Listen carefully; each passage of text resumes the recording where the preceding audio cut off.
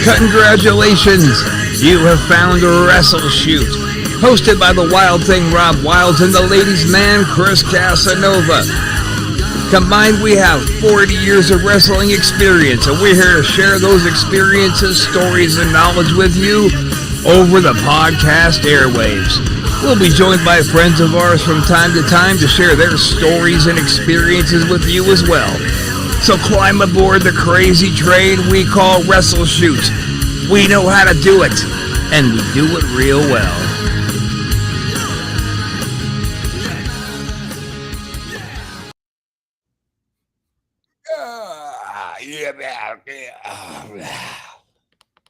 Welcome to another goddamn WrestleShoot. That's right. We're always coming at you with vulgarities because we are very immature individuals.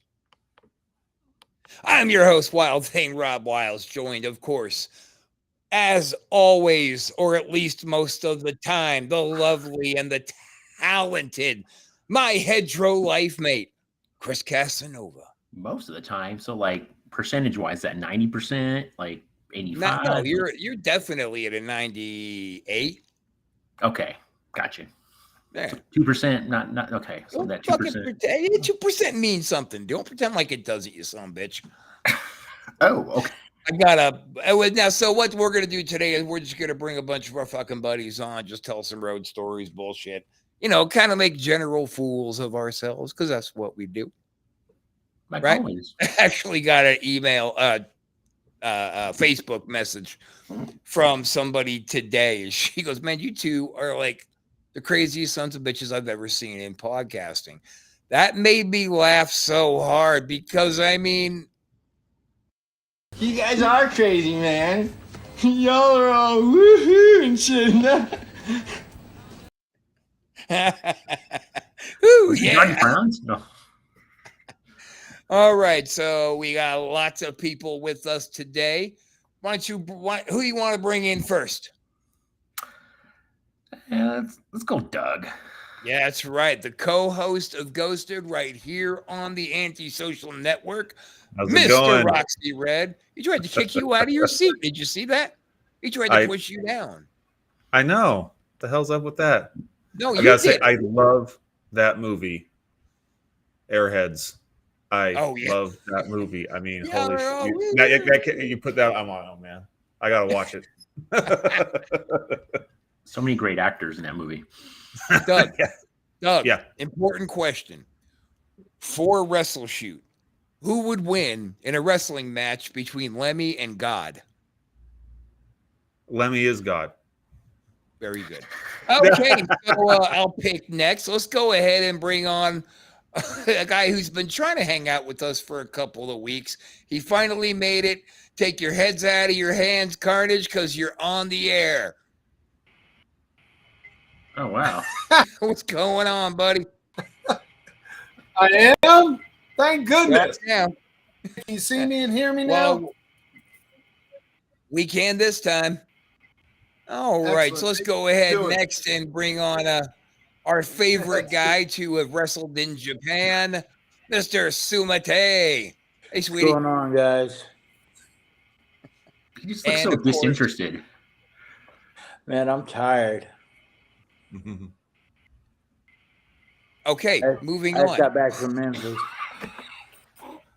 And of course, let's not forget the guest of honor, Mr. Beast Baldwin.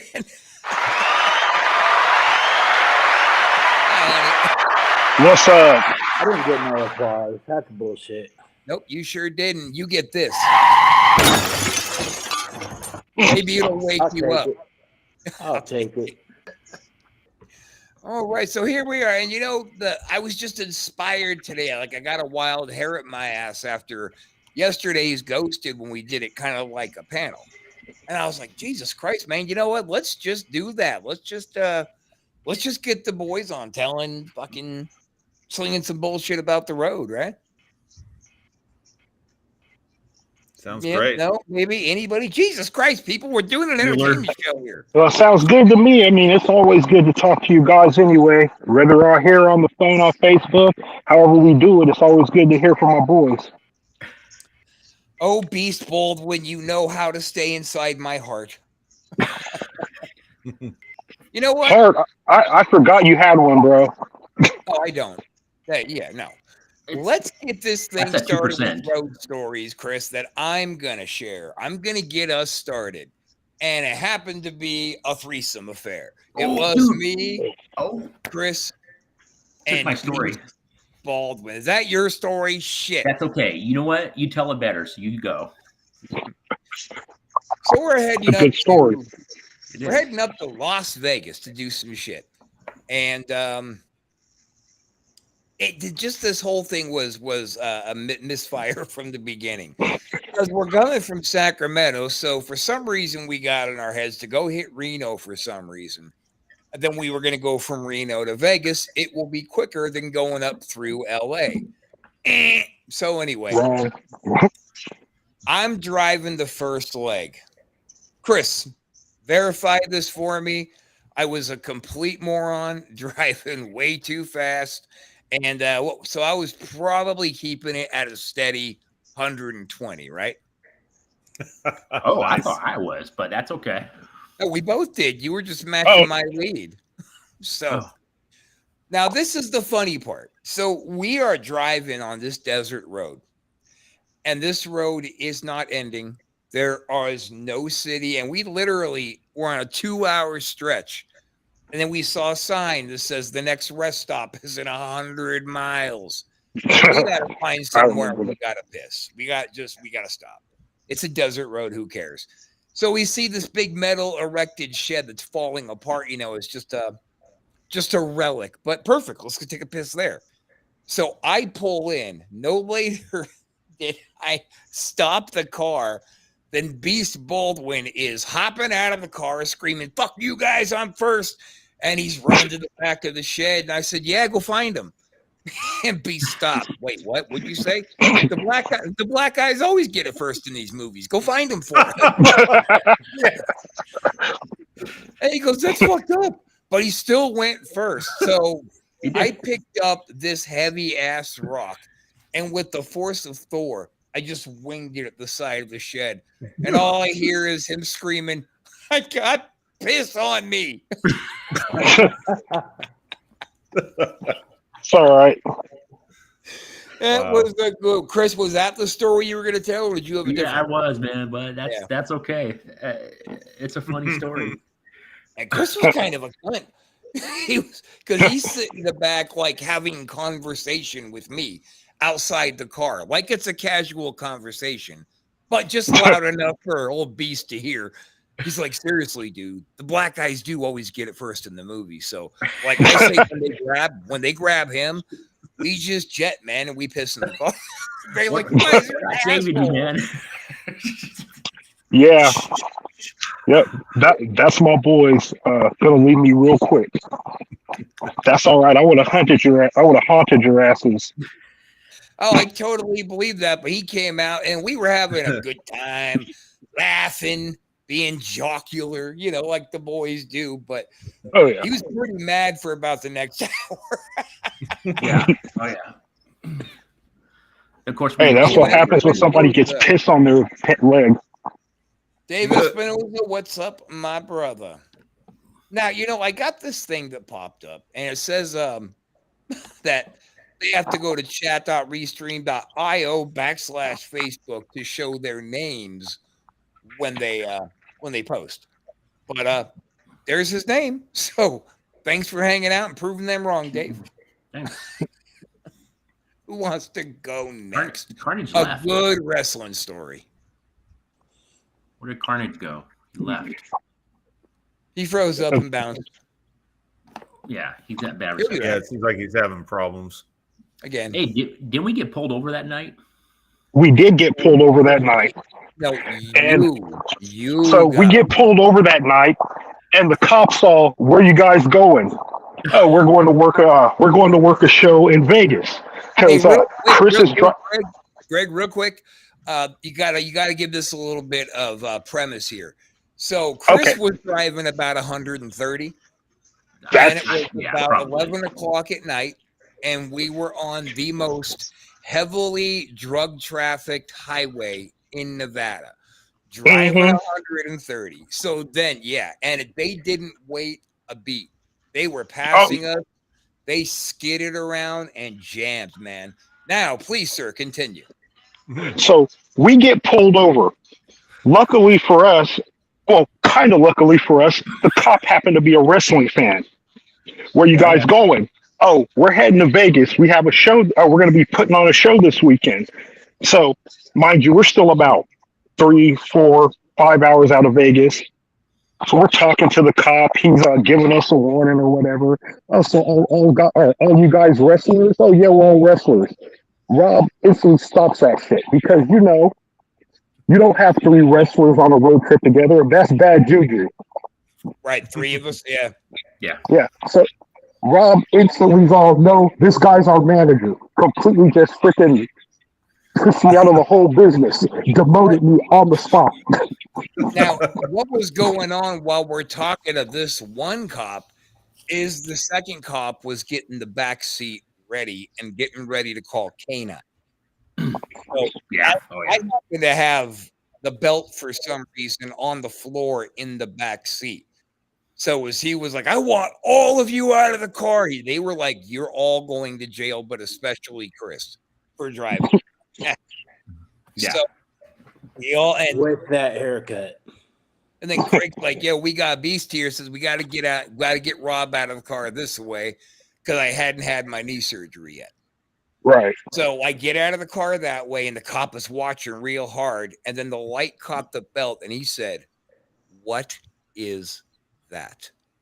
Oh, so we told him the whole attitude of the traffic stop changed. Chris, throw in on this. What's that? Throw in on this. Man, you were the one who damn near went to jail. Yeah, dude. He was straight up talking to me. He goes, you're going 130. He says, I can just take you to jail right now, like straight up. And I'm like, but he said, I'm going to reduce it down to 88 miles. So it's not reckless driving. Not reckless driving. Wow. And that, us being wrestlers and him seeing that belt changed the whole entire tune of the conversation. And yeah, it was a $375 ticket. Instead of a weekend in jail. Take that any day of the week, twice on Sunday. We were out in fucking Hickville, USA, man. Like the cops were wearing jeans. Oh yeah. Oh, I was going to get beat. There was no doubt about it. They were going to take. Chris was going to go to jail. Rob was probably going to go to a hospital because his knees were all fucked up. But I was going to get my ass beat and probably never be seen again. That's the kind of talent was. And then just a little cherry topper on the Vegas story. They put me out there to wrestle this guy X, who was legit 7 foot tall. He wore a mask with like predator dreads. Just a big, strong fucking dude. Oh yeah. Now, Beast at the time was a bumping manager, so he goes, "Yeah, I'll take a bump." That dude saw great size compared to my size, and he started bumping the shit out of him. So when I finally pulled heel, save my manager, he goes, What the shit was that? What? And he's looking at the guy, what the shit was that? Because he was just a big, strong dude. He had no idea what a good bumper Beast was. So like for the choke slam, like he went up high for him, and it was something. So yeah, you took a good beating with us that night. Well, with me, Chris did Shining. He had a great night. No, I'm not working. I was. Well, you got to win. Yeah, you got to win. You got to stretch somebody on television. Yeah, that's a good night. Yeah. Anything you want to throw into that Vegas trip, Chris? Oh no, man. I want to hear some other stories. That same exact scenario almost happened to me when I went to Texas. Ended up getting pulled over for speeding. End scenario was me taking pictures with a cop holding my belt and signing a picture, autographing it for him, and him reducing it down to 65. Now, see, we tried to offer the cop promo photos, and he was like, nope. He wasn't even playing. He's like, so you don't got any contraband in the car? I'm like, unless you consider merchandise contraband, and I hit the trunk. And he's like, "Oh man, you got your own stuffed animals?" I was like, "Oh, you're a mark." Yes, Perfect. I threw that hook out and reeled him in. That's what I want to hear.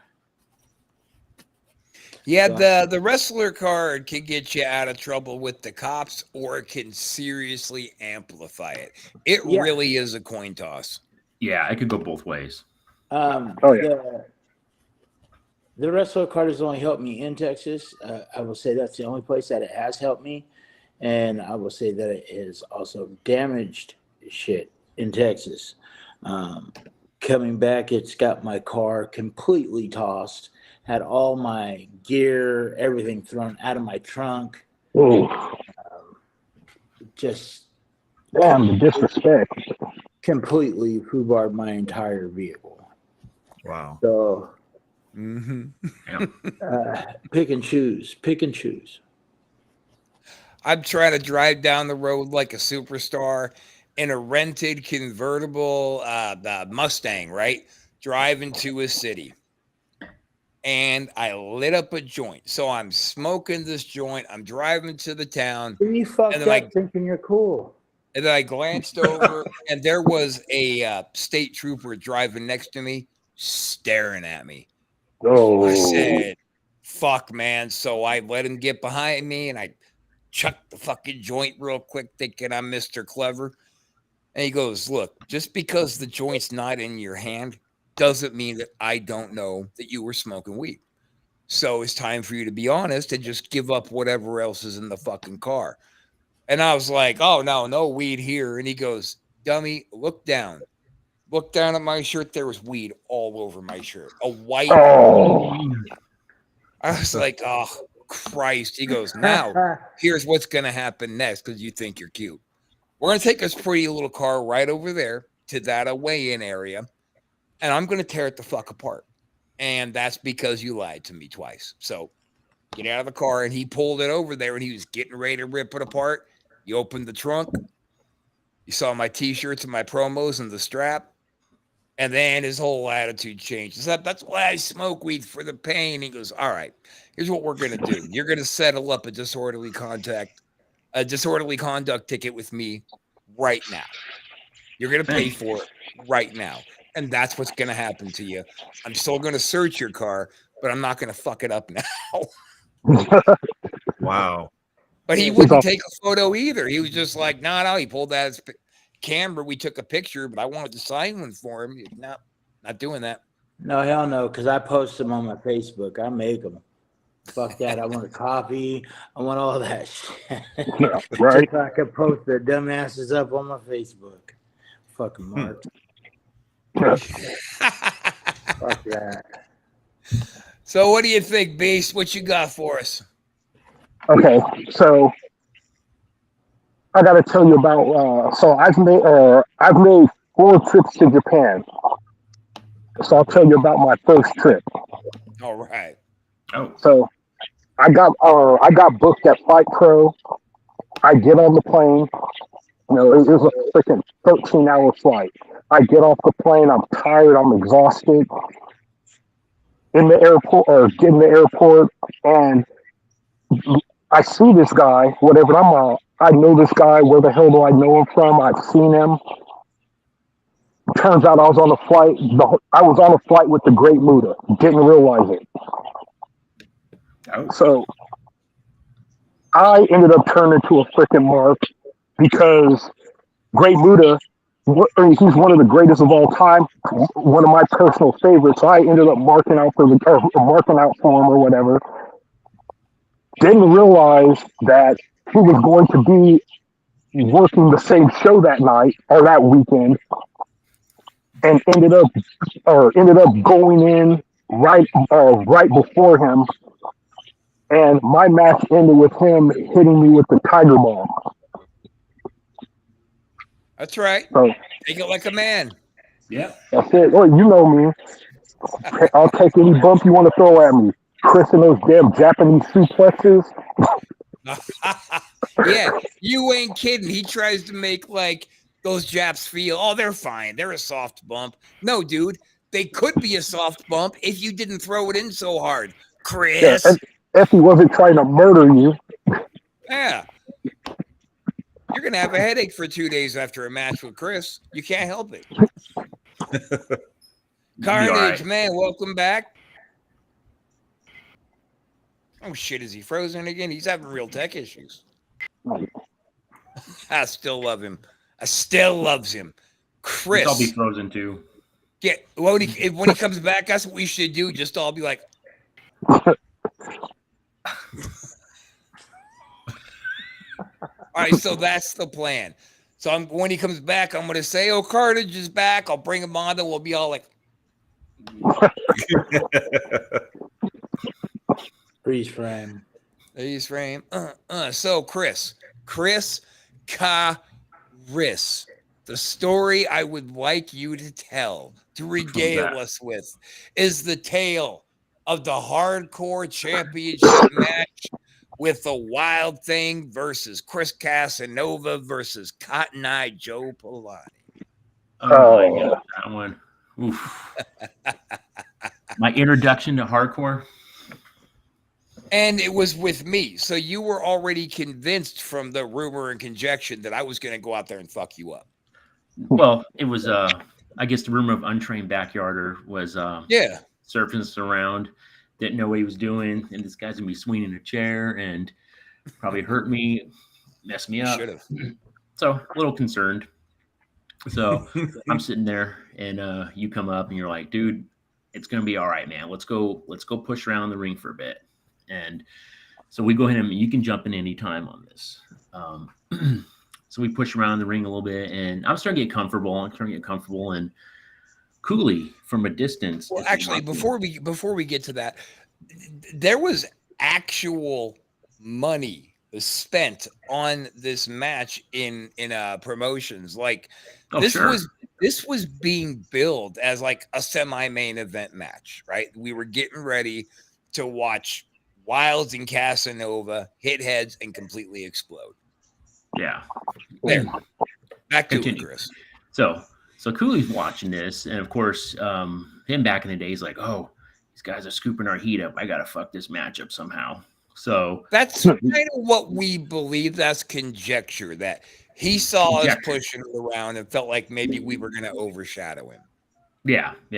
So we get to the back. So we got moved now to the curtain match instead of the semi-main. No, it wasn't curtain. Oh, it wasn't? No, I think it was like right before intermission. Oh, okay. I think it was. I don't know. But we get in the back. It was. I remember that. I know which match you're talking about. Yeah, right before intermission. Right. It was? Yeah. Okay. Gotcha. So we get in the back, and he brings over Cotton Eye Joe. He goes, I'm going to throw him in the mix. And I don't remember his reason why. Do you remember what he said on that? Like, what was his justification on that? His justification was, Rob, you gave him a great match just 2 weeks ago over at the 7440 Club, and I would like to see if he's going to work out tonight. I know you guys could carry him, so I'm going to put him in. Now suddenly this hardcore championship death match, this vicious explosion we were going to have is now fucked. Yep. Yeah. So didn't he blow the first spot and when we started? Right off the bat, because I knew the Polani was not trained. I also know. Huh? Was this the one where he hit you with where he nailed you with that chair shot? Yeah. So, sorry. But I told Polani 2 weeks prior, if you just listen and just do what I say, you're going to have a good match tonight. If you go into business for yourself and you try to hurt me, you're going to have a really bad fucking month. And he's like, okay. So he did. He went out there. He didn't try any offense unless I told him to. He did great. We took it out into the crowd. We surfed it, took it back into the ring. We did a little fire spot. Everything went really well. So I had some confidence that the two of us could carry him. So what I said is, Joe, you're trying to get Cooley wants you to get the babyface heat, right? So you're going to let us go out there. You're going to let us warm it up. Let us start the talking. And then this Pope guy is going to come out there and throw you into the match. Now, when you get in the ring, you and me, because we just had a match, are just going to lock eyes and get nose to nose. In the meantime, Chris is just going to slide back to the rope, put his arms over it, and wait, because everybody thinks we're going to fight, and we're going to double clothesline him out, and then just listen. Okay? Right? Simple spot. Any newbie can do, right? No, wrong. As soon as we get in the ring and we lock up, he starts trying to throw his fucking heat in. And fucking Chris is standing there still holding the ropes like, what are you doing, dude? So I got hot. I grabbed him by the back of his fucking neck and drug him right into it. Boom! Laid him out. Then I ran over and clotheslined Chris over the top. So this is how the abortion began. Yeah, it just was not from beginning to end. It was terrible. Always great to hear that at the beginning of a story. And this is how the abortion began. Chris, continue. Yeah. So we're in about 10 minutes into it, and it's going pretty. I guess it's going pretty decent. It got a little bit better, and then there was a point where we all were out of the ring, and my focus was on you, right? And yeah.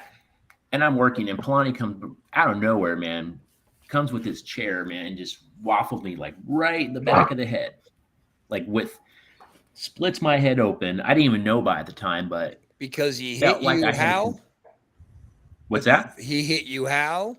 With the wrong side of the chair. Side of the chair. Yep. Ripped the back of his head open. So Chris gives me a nice snug clothesline because he was going to give me a clothesline, put me in a figure four.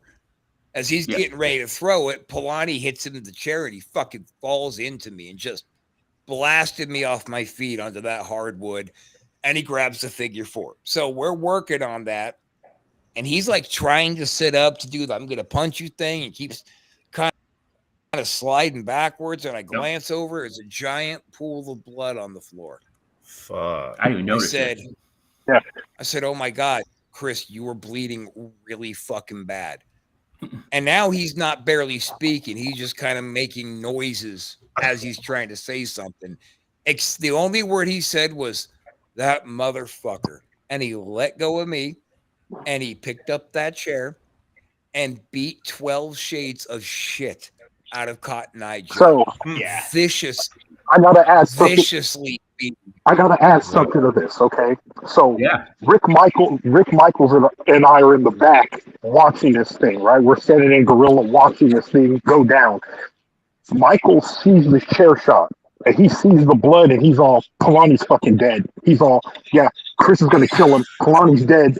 And he's all, go out there and save him. I'm not doing shit. I want nothing to do with this. That dude, he fucked up. Fuck that. I screamed and both of you came.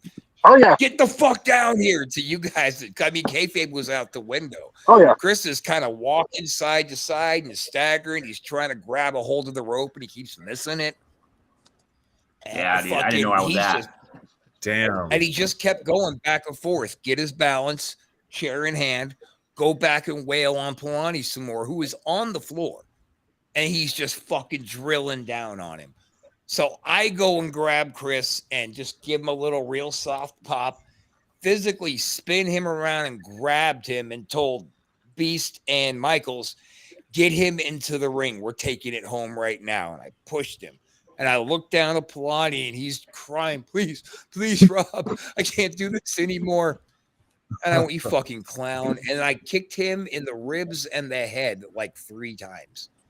Before I jump into the ring and grab a garbage can and lay it down. The finisher was Polani takes a wild driver through a garbage can. It's over. The only mode his brain is firing in is work mode. When I grabbed him and said, we're going home, he goes, no, Polani's getting pinned. I said, no, we're going home. And that was shitty on my part, the way I did this bump, because I was very concerned. So I almost sat on the garbage can and leaned back on it. Like he didn't even touch the can. Well, you're protecting your guy, dude. There's nothing shitty about that. And then I look over at the fucking ref and I said, call for help. And he goes, what do you want me to do? Run back there? I said, give the sign for medics. What does that mean? Fuck? Motherfucker. Yeah, so I had to stand there in the ring going, hey. Yeah. Finally, a bunch of people came out and got him to the back. So sick of motherfucking referees not knowing. Damn. Oh no, because this was some dude that they just like threw, who wanted to be a wrestler, just threw him in a ref shirt and freaking told him stay out of the way and count to 3. That was what it was. Give a fuck. 2 things you should know is, hey, look, count to 3, and know when to throw that X. Right. Right. You ain't got. And then go get the car ready, bitch, because you're the ref and you're Pretty driving much. to the next city. Pretty much. And find us something to eat afterwards. Yeah. Chop. I need something that's Chris. open. The hell's going on, Chris? Can't hear you. Your audio's off. All right, moving on. Who's got something wrestling oriented they want to get? Doug. Yeah. Tell your story about Rude Boy and Hawk. Oh, well, yeah, so I showed up. We had this show. I wasn't even supposed to wrestle that night. And but I was asked to show up at this the show at the, what was it, Roller King, the roller skate rink, or yeah. Yeah. And Legion of Doom. The night Payback tried to kill me. Yeah, I remember that. Legion of Doom were headlining, and the semi-main was Rude Boy. And I had never heard of Rude Boy before. I don't know anything about Insane Clown Posse or anything like that. So anyway, I show up, and as soon as I get there, I think Cooley came up to me and says, Doug, did you bring your gear? I says, yeah, I brought it just in case. Why? And he goes, well, the guy who was supposed to wrestle Rude Boy, he's not showing up, or he's backing out or whatever. And I'm like, okay, here, I'll introduce you to him. If you could do the semi-main, that'd be huge and everything. He does hardcore matches and everything. And I know you never done one. I says, okay. And he goes, and so he introduced me to Rude Boy, and Rude Boy's talking to me. He goes, yeah, well, it'll be easy. I got a bag of thumbtacks and I got a staple gun. And at some point I want you to take a $1 bill and staple it to my forehead. And I'm like, what? And scream, there's your payout. Yeah. And I'm like, you stay. He goes, no, don't worry. See these scars? I've done it a bunch of times. It only goes in the skull a little bit. And if I start feeling funny, we'll just go home. Oh, okay. And I got a fork, and I wrapped tape around it, the handle. See, and I'm gonna give this to you, and you're gonna get me with it. And he showed me how, but I was hella nervous because I guess I was kind of okay, Abdullah, a fucking fork, right? And I was kind of wrestler. I was always more worried about hurting the other guy than myself getting hurt. I was always like really paranoid about hurting someone else. So I was like really nervous the whole night. And like, I'm sitting in the back room, and I'm like, I tend to rock back and forth just as a relaxation thing. And I'm staring at the fork like this. And I'm like, I guess at one point, Hawk went, dude, what's up with that guy right there staring at a fork like this, just by himself, Yeah, he said it to me. He said, what's wrong with your friend there? Oh, yeah. I said, he's terrified. Yeah. He goes, of what? And I said, well, he's doing his first like high up card match with somebody who's considered kind of a name. And Hawk goes, Rudy, a name? Fuck that guy. And then he walked over and just sat down and started to chatting Doug up and giving him a pep talk. Yeah, Hawk gave me a pep talk before the match. It was hella cool. It was very surreal for me. I kind of was like, I've seen this guy on TV a million times, and now here he is in the face paint, being real cool and just give me this pep talk and everything and have fun and and I'm like, yeah. But I wasn't nervous because Rude Boy being a name. I was just nervous because I didn't want to accidentally do the fork thing and then out comes an eyeball. Right. I was picturing things like that, or well, that's the game, Yeah, right. So, and then we had our match, and that was fun. I have but there's this other story I was thinking about, and this is the show we did where I gave the belt back to you in Folsom. Your knee, okay. Yeah, the one where we had to go backstage and make a bunch of noise, that whole thing. Well, after the match or after the show, during the show, we kept hearing these rumors. I don't know who these guys that they hired for security, I guess, were causing problems, like manhandling kids or something. And we kept hearing all this shit about there's a problem with the security people. They're kind of being punks, or they're kind of, being shits or whatever. And then I heard that then at one point, my ex-wife, we were married, and she was like just barely into the pregnancy with my daughter. She was so early, we didn't even know if the baby was going to be a boy or a girl. And my stepsons, who were teenagers at the time, were at the show, and she was doing something, helping seat people. She was walking around doing whatever. And I'm backstage the whole time. I'm hearing these rumors. And one time she came up to me and says, yeah, these security people are doing this stuff and, grabbing kids or whatever. I'm like, what? Okay. Anyway, but I'm trying to concentrate on the show and everything. So after the show, I'm back behind the building talking to someone, and Connie comes up to me and says, hey, Doug, your wife is in the front parking lot, screaming at the security people. And I went, what? I went, ah, shit. So I go around the building and I go through and there she is. All the security guys, I don't know if they're like a biker gang or what the hell they were, but they're all like in front of her, and she's just mouthing off like she can do, and mouthing off and screaming and screaming and screaming and screaming. And Corey and Chris, again, they're teenagers. They're right there with her, just kind of like standing there. And I'm like, what the fuck? I mean, hello. So I go up there and I got in between them. So I'm now facing all these guys. And I'm like, and I'm getting real nervous because like I just lost my dad a month ago, and my wife is pregnant, and these guys seem like thugs, and they're kind of converging on me now. I was just, look, I'm trying to diffuse the situation. I'm just trying to diffuse. I was just, look, let's just drop this. And I can't remember everything I said, but at one point, because they're mouthing off to me, I says, look, she's my wife and she's pregnant. Please. I mean, I was starting to picture and they're kind of advancing on me a bit, and I'm just like, oh, here it comes. I might be meeting up with my dad sooner than later. I literally was starting to think this might be it. My baby's going to grow up without a dad, and these things started flashing through my head, and they're like advancing on me like this, and then all of a sudden they stop and they get real scared looking, and they start backing up, and I'm like, what? It didn't make any sense, but I was glad they were doing it. And then the one guy, the little guy in the front, is like the ringleader. He just kind of goes, "Oh yeah, you tell your wife to watch her mouth, man." Blah blah blah blah. And then they kind of back away and go away. I went, "Yeah, all right." And then I turn around, and Chris, were you at this show?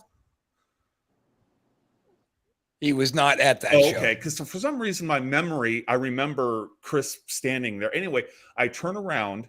Wait, Chris, that was Snuka in Folsom. Yes.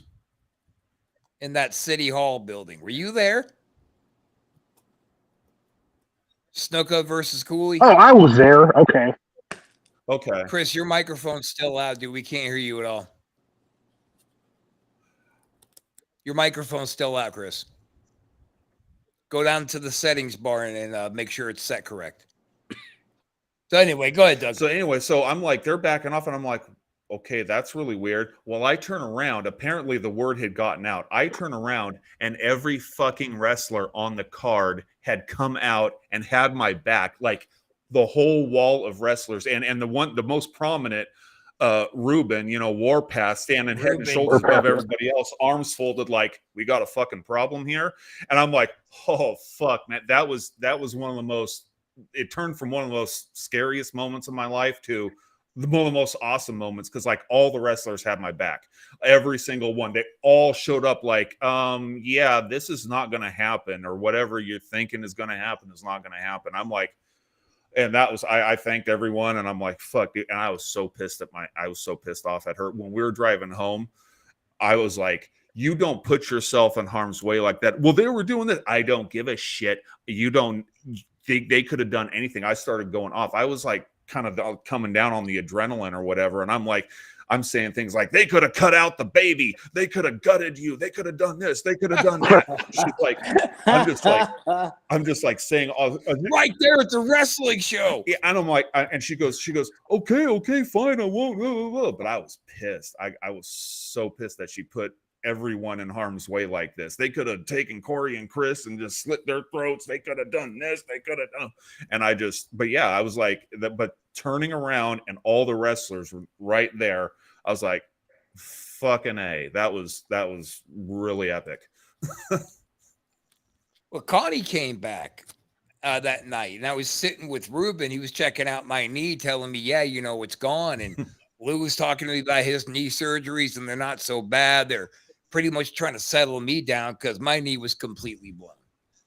And Connie comes back and goes, so Doug looks like he's about to get jumped by the security. And I said, motherfucker. What the hell did Doug do? And then Ruben goes, I don't care what he did. I don't care. Ruben goes, come on, stands me up, dude. And fucking, I was like, go. And the whole locker room emptied out. There was a match happening. They took it home and they came out. Oh, I didn't even know there was a match still happening. Oh, shit. Okay. So, like a cardinal rule of thumb that people should know is we're working a gimmick that we hate each other. Even if we actually do hate each other. Doesn't matter. We're not on your side. Yeah. Don't fucking get it confused. We will fuck you Right. epically. We will make an example out of you. The same principle applies for these drunken idiots who think it's okay to slide up into a ring during somebody's match. When that happens, everybody in that ring beats the shit out of you and you act surprised. Learn your etiquette, people. This is what we do, right? We're out here performing for you.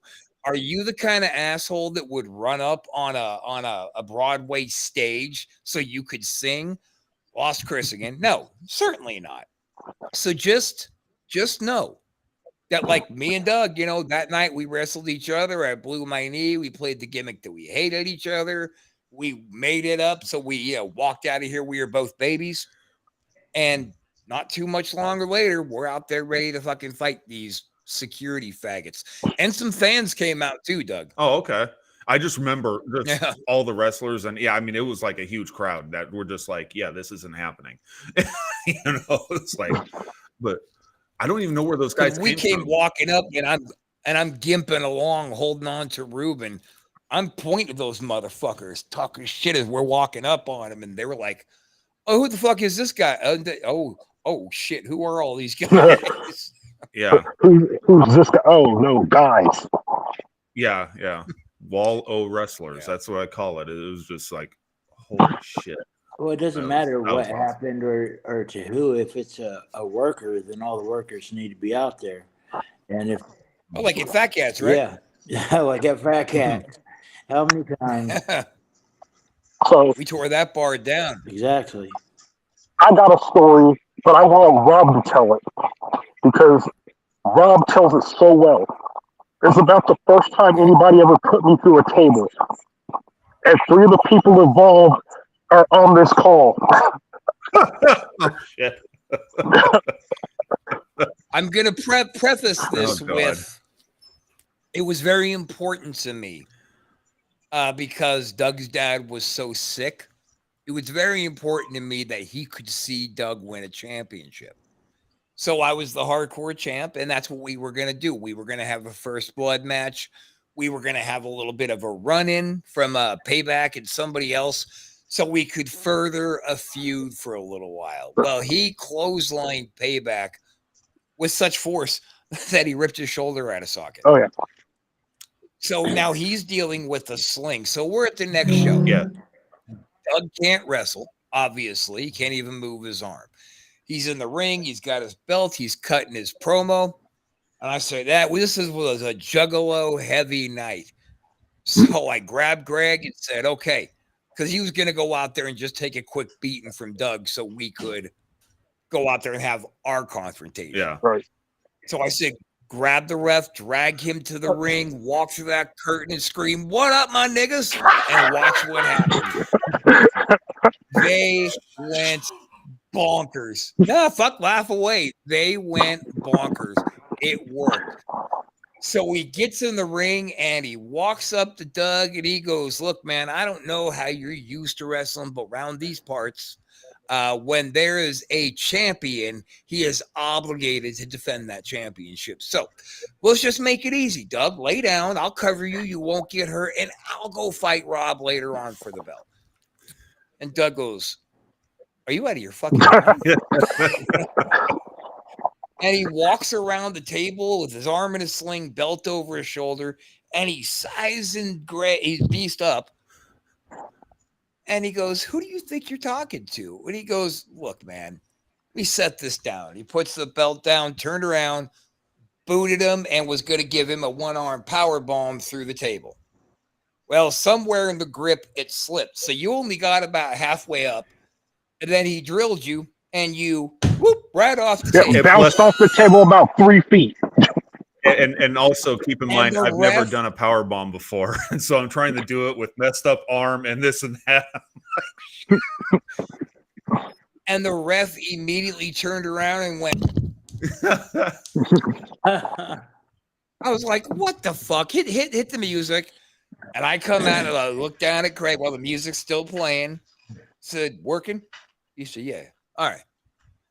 So I put both legs over him and stood over him. And I said, "Look at you, tough guy. You really made short work of this little nobody with one arm. Good on you. You know, I'm not going to attack you right now. I'm not going to take that belt from you right now. I'm going to take that belt from you next month in Folsom. But let me help this kid up. Let me get him out of here." And I get him up. I was like, "Beast, you okay, man? How many fingers am I holding up?" He's like, no, I'm good. I'm going to get out of here."